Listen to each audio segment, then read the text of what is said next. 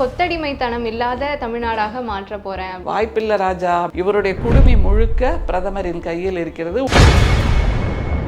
முதல் கொத்தடிமை, தமிழ்நாட்டின் முதல் கொத்தடிமை யார் என்றால் மதிப்புக்குரிய எதிர்க்கட்சி தலைவர் எடப்பாடி அவர்கள்.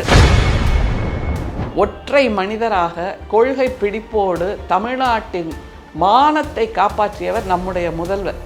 அந்த வகையில் கொத்தடிமை இல்லாத தமிழ்நாடாக நம்முடைய முதல்வர் மாற்றி வைத்திருக்கிறார். அதுல பெண்களுக்கு இலவச ஃப்ரிட்ஜ் அப்படின்னு சொல்லிடுறாரு. நம்முடைய முத்தமிழறிஞர் கலைஞர் கலர் டிவி கொடுத்தார்ல, அப்போ டிவிங்கிறதே ஒரு அதிசயம். பொதுமக்கள் சிரிக்கிறாங்க. எல்லார் வீட்லேயும் ஃப்ரிட்ஜ் இருக்குப்பா, உனக்கு இன்னுமே புரியலையா தமிழ்நாட்டோட பொருளாதாரம்? அந்த தூண்டிலில் தமிழ்நாட்டு மக்கள்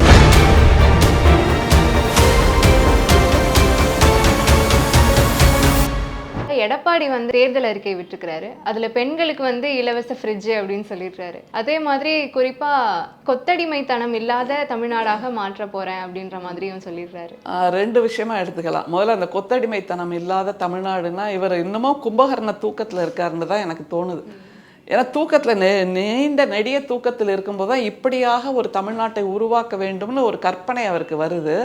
ஆனால் எதற்குமே பொருந்தாத வகையில் தான் அவருடைய நடவடிக்கைகள் இருக்கின்றன அப்படிங்கிறத நாம் நிச்சயமாக சொல்லலாம். எவ்வளவு தூரம் இவர் வாழ்நாள் கொத்தடிமையாக பிஜேபிக்கு மாறி இருக்கிறாருங்கிறத நம்முடைய தலைவர், நம்முடைய மாண்புமிகு முதல்வர் திரும்ப திரும்ப சொல்லிக்கிட்டே இருக்கார். அந்த வகையில் முதல் கொத்தடிமை, தமிழ்நாட்டின் முதல் கொத்தடிமை யார் என்றால் மதிப்புக்குரிய எதிர்க்கட்சி தலைவர் எடப்பாடி அவர்கள் அப்படிங்கிறத தமிழ்நாட்டு மக்கள் உணர்ந்திருக்கிறார்கள். அதனால் அந்த இதை நீங்கள் ரூல் அவுட் பண்ணிடுங்க. கொத்தடிமை இல்லாத மாநிலங்கிறது இவரோட கனவாக இருக்கலாம், ஆசையாக இருக்கலாம், விருப்பமாக இருக்கலாம், பேராசையாக இருக்கலாம். ஆனால் அது நிறைவேறாது. நிறைவேறுவதற்கான வாய்ப்பு இல்லை. வாய்ப்பில்லை ராஜா அப்படின்னு சொல்லுவாங்கல்ல, அந்த மாதிரி. ஏன்னா இவருடைய குடுமி முழுக்க பிரதமரின் கையில் இருக்கிறது, உள்துறை அமைச்சகத்தின் கையில் இருக்கிறது. ஒரு உரிமல் அவங்க உரிமைட்டாங்கன்னா இந்த மாதிரி பேச்செல்லாம் அவர் பேசாமல் அமைதியாக ஆயிடுவாருங்கிறது எல்லாருக்கும் தெரியும். ஒரு இடி விடலாமா, ஒரு ரெய்டு விடலாமா, ஒரு ஐடி ரெய்டு விடலாமான்னு கேட்டார்னு வைங்களேன் ஒன்றியம், அப்பா சாமி என்னை விட்டுருங்க, நான் வாயே திறக்கலைன்னு சொல்லிடுவார். அதற்கு பெயர் என்னது? கொத்தடிமைத்தனம் இல்லாத நிலையா? அதுதான் உண்மையில் கொத்தடிமைத்தனம் என்பதை அவருக்கு புரிஞ்சுக்கணும். இப்படி வேணால் சொல்லலாம். கொத்தடிமை என்கின்ற வார்த்தைக்கு அர்த்தம் தெரியலைன்னா வாங்க ஒரு டிக்ஷனரியை வாங்கி கொண்டு போய் அவர்கிட்ட கொடுத்துட்டு வரலாம், புரட்டி பார்க்கட்டும், அப்புறம் தெரியட்டும். அப்படி ஒரு நிலையை, கொத்தடிமை இல்லாத ஒரு அரசு எது என்றால் நம்முடைய மாண்புமிகு முதல்வரின் அரசு தான். இந்த 5 ஆண்டுகளில் ஒன்றியம் எவ்வளோ இக்கட்டை கொடுத்துச்சுமா, எவ்வளோ சூழ்ச்சி, எவ்வளோ சிக்கல்.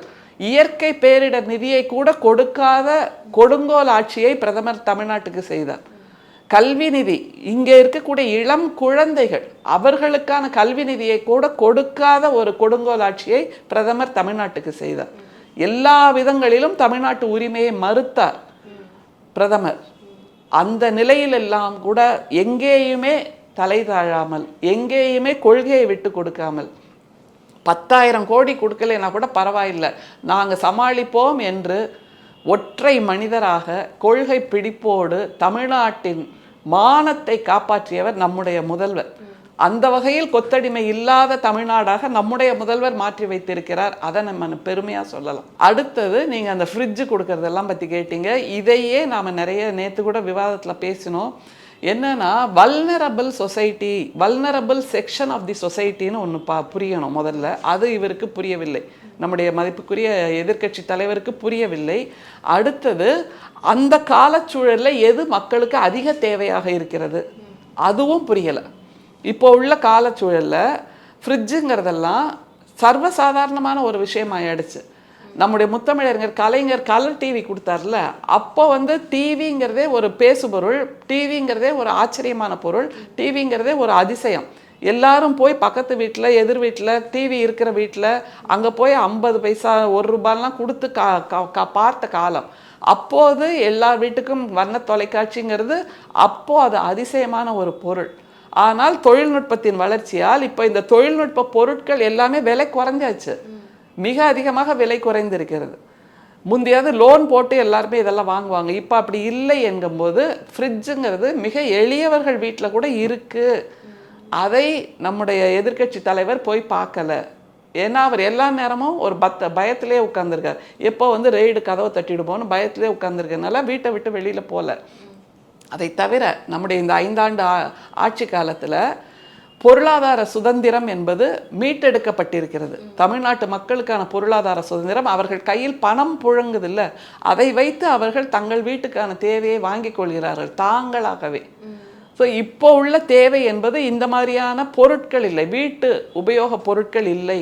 அதை தாண்டி கல்வி, மிகச்சிறந்த ஆரோக்கியம், மிகச்சிறந்த வாழ்வியல் மேம்பாடு, அதைத்தான் நம்முடைய முதல்வர் கொடுத்திருக்கிறார். அதனால் இப்போ போய் நான் ஃப்ரிட்ஜ் கொடுக்க போகிறேன், அதுதான் என்னோட தேர்தல் வாக்குறுதி அப்படின்னு சொன்னால் பொதுமக்கள் சிரிக்கிறாங்க. எல்லார் வீட்லேயும் ஃப்ரிட்ஜ் இருக்குப்பா, உனக்கு இன்னுமே புரியலையே தமிழ்நாட்டோட பொருளாதாரம், தமிழ்நாட்டு மக்களோட வாழ்க்கை உயர்வு எதுவுமே புரியாமல் நீங்கள் உட்கார்ந்துருக்கீங்க அப்படின்னு தமிழ்நாட்டு மக்கள் பேசிக்கொள்கிறார்கள். அதனால் இந்த ஃப்ரிட்ஜுங்கிற தூண்டில், அந்த தூண்டிலில் தமிழ்நாட்டு மக்கள் சிக்க மாட்டார்கள் என்பதை மரியாதைக்குரிய எதிர்க்கட்சி தலைவருக்கு நாம் சொல்லியாக வேண்டும்.